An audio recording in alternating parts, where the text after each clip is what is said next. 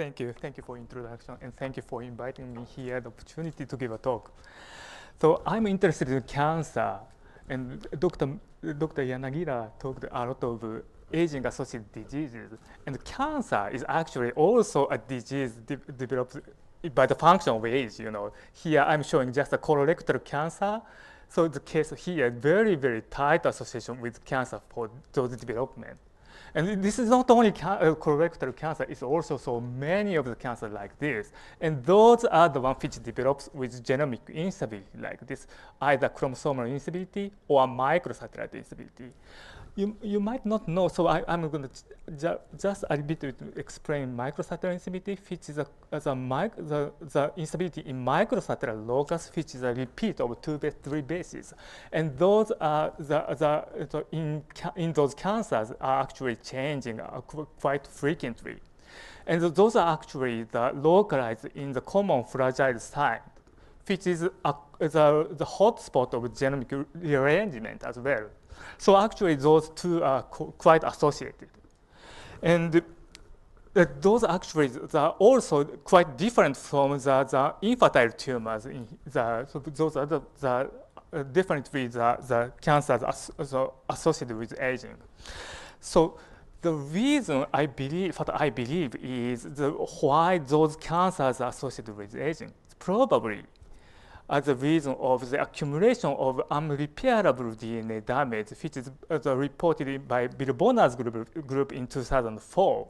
You can see here mouse organ here. So many of the organs, if you look at the 2-month-old mouse, we don't actually see that much of gametes for HX4, which is presumably a double-strand break as a marker here. But if you look at the old age mouse, so you can see here a lot of gamma foci is coming too. So those are also merged with a lot of repair factors. So it means probably in the process of repair, but not really going through the repair, it's accumulated as the double-strand break. So it's in response to DNA damage, as you know, cellular senescence is also induced. That probably is the way, one of the reasons to get the aging in many organs. And also the development of cancer risk because of the genomic instability development. So what I'm trying to do is actually how much we can get into the mechanism for that. So what we are trying is usually using is actually the mouse embryonic fibroblasts as a model. So we are trying to the mechanistic the event what is really happening in here. So I'm going to I briefly explain for the background for our system. Mouse embryonic fibroblasts, it is the primary the diploidy, of course. You can see here the 2N and 4N peaks, so and then beautiful diploidy. But you can see here the after serial proliferation gets to the growth arrested state and with double-strand break marker gametes foci shown like this. So, but eventually gets to immortalized, in which genomic instability, which is primarily coming out with tetraploidy. So you can see but this is apparent the karyotyping here, but you can see aberrant chromosome as well here. So chromosomal instability is induced, and also those mouse as a immortalized mouse embryonic fibroblast is developed with the mutation in ARF and P53 module. So it's somehow mimicking the process of cancer development. So the genomic destabilization is actually happening in here. The looks like growth arrested state here, but the cells are looks like senesced. So those genomic destabilization is probably partly, at least partly, the reason is here I'm showing the gamma X foci. It's generally people say after gamma X foci is formed, then a lot of repair factors are coming to recruit, and then this is important to promote the repair. But actually, this that state, that much of HAX is not there in the cells. So many of the variant of it is actually other than HAX. So then those required factor is not there. That's probably a part of the reason why repair defect be at this state, okay? So at least what we found so far is those models, but we see the development genomic destabilization is actually happening because this is actually primarily caused with DNA replication stress, and either oncogenic or oncogenic acceleration or too much of growth acceleration. And then what we saw is actually the gamma S foci formation. It's not really repaired, and then coming through the M phase. But if the genome is damaged, then what we see is actually the chromosome segregation is not really going very well. So you can see the bridge like this. And if you have like this bridge, then you will have the cytokinase failure. And then primarily, we see the tetraploidization with binuclear like this, 2 nuclei there.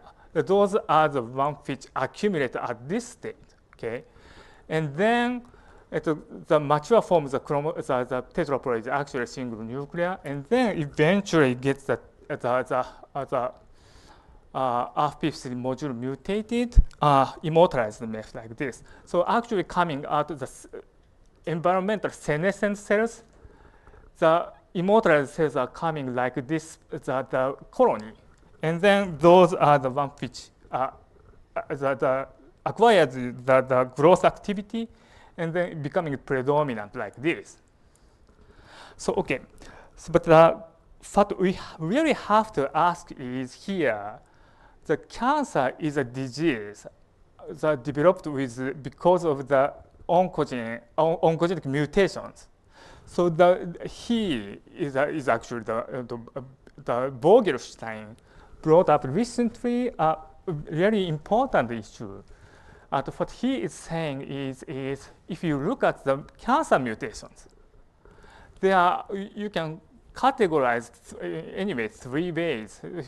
One is hereditary, one is during the replication, induced during replication, and the other one is environmentally induced mutations. So the highest impact is actually in here, the mutation during replication. And then the environmental mutations, which could be avoidable, like if you don't smoke, then lower risk to get lung cancer, that's true.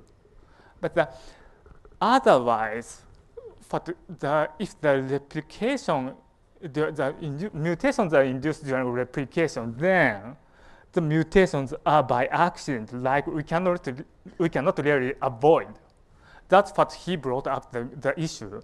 But the other reason why he pushed this idea is actually, if you look at here, the stem cell division number, and then the cancer rate is actually pretty much very, very tightly correlated in here. You can see the cancer incidence and the stem cell division number is quite correlated, well correlated. But it seems to me it's not really comfortable with this idea because we do see the genomic destabilization during this process. So then what we come up to the idea is genomic destabilization, what happens is actually at this stage, okay, at this senescent state. So what we started to think is actually this simple 3T3 protocol, which usually people culture those mouse embryonic fibroblasts, is too much of growth accelerator in this particular state of the cells.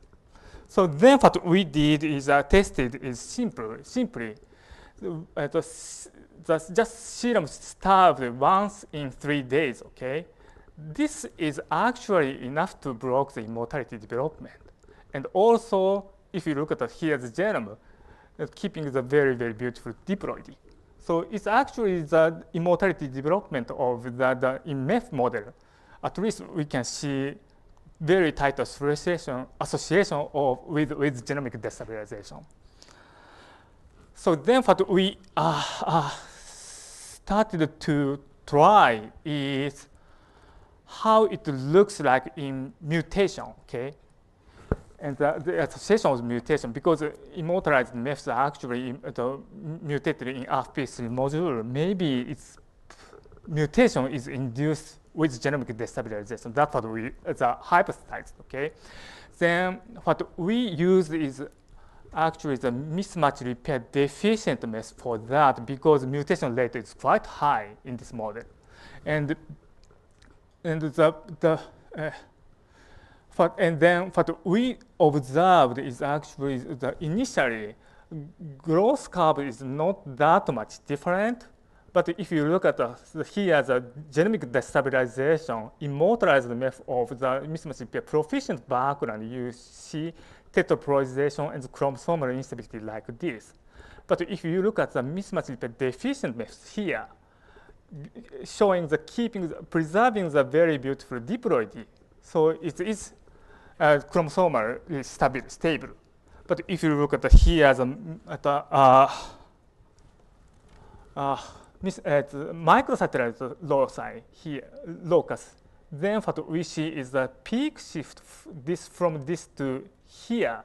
So it is telling us the microsatellite instability is induced. It's the discriminated by mismatch repair status, and it is induced well, I'm not going to show because of the time, but the mismatch microsatellite instability also actually induced here. The growth cells, the cells are not really growing, okay? So then what we did is actually to look into the mutation status. And what we did is exome analysis, whole exome analysis. And then looking at the 4 state of the cells, and then the mutations induced between here to here is actually showing here, not that much. But if you look at the mutations here to here, then a lot of mutations actually accumulate during rarely growing state. That was really, very surprising to us, because mismatch repair, people thought interacting with pCNA, those are actually the repairing the errors to the induced during the DNA replication. But if you look at here, the mutations, mutated background, we don't see this state, that much of mutation here. But not really growing state, we do see a lot of mutations. And then we looked at the RP3 module, which is the driver mutation for immortality development in this model, and also important for cancer.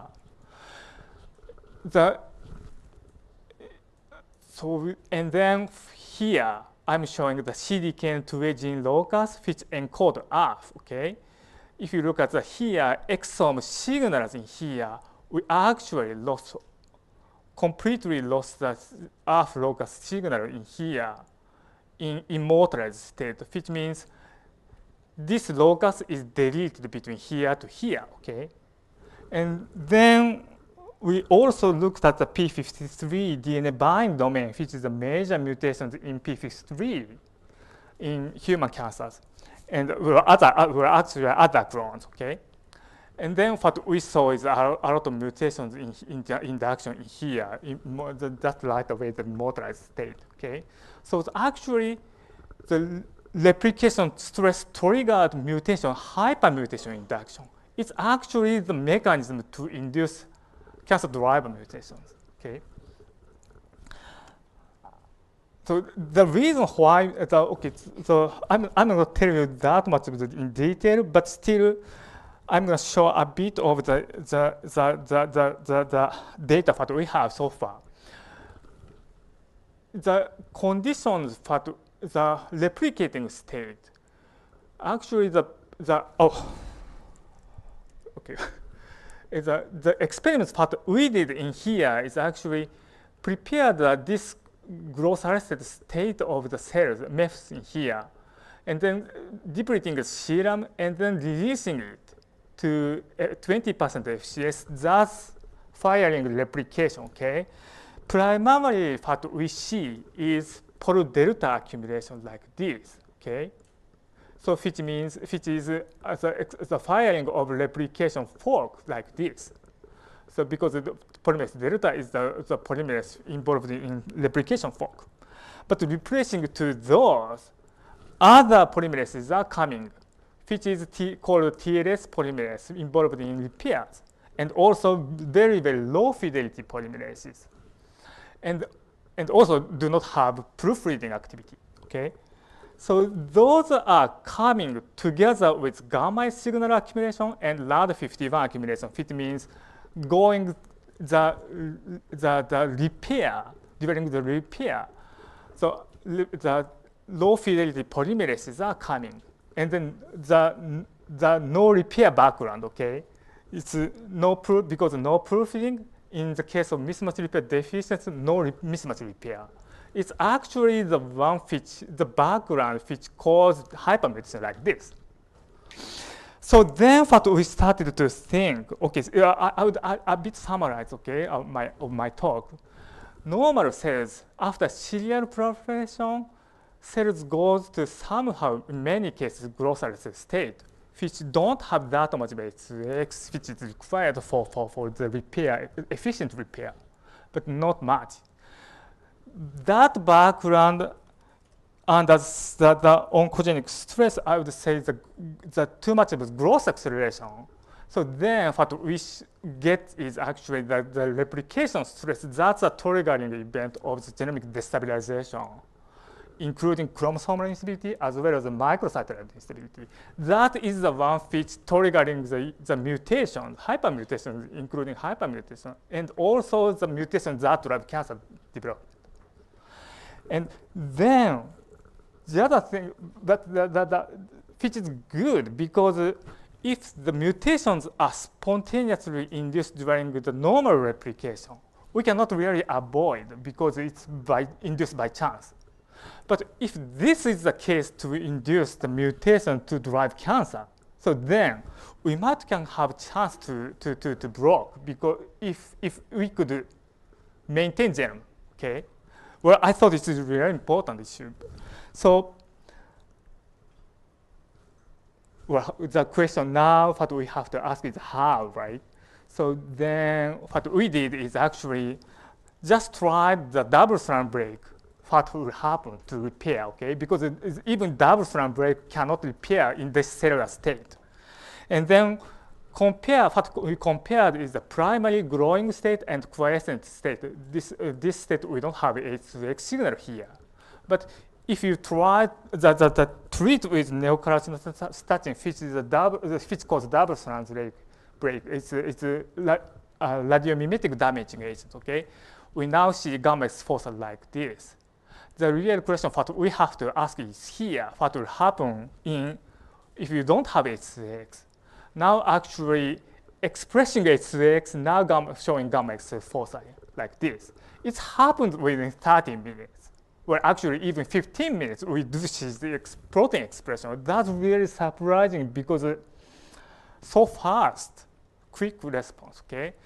The reason why this could happen is actually, if you look at here, messenger RNA is constitutively there, but the protein is produced that's right away degraded because of the polyubiquitination. So, and the after damage, what will happen is blocking this degradation step and then incorporated the chromatin, and that is the way how showing gamma exposure and then inducing the repair. So it means the transiently H2X is expressed in this state, okay? It means probably we have, for at least double-strand break, we do have the way to block the genomic destabilization step, okay? Through transient H2X expression. Now what we really have to ask is how it goes for the accumulated damage or the damage caused by replication stress. maybe by food or nutrients. That's that's the idea. But I'm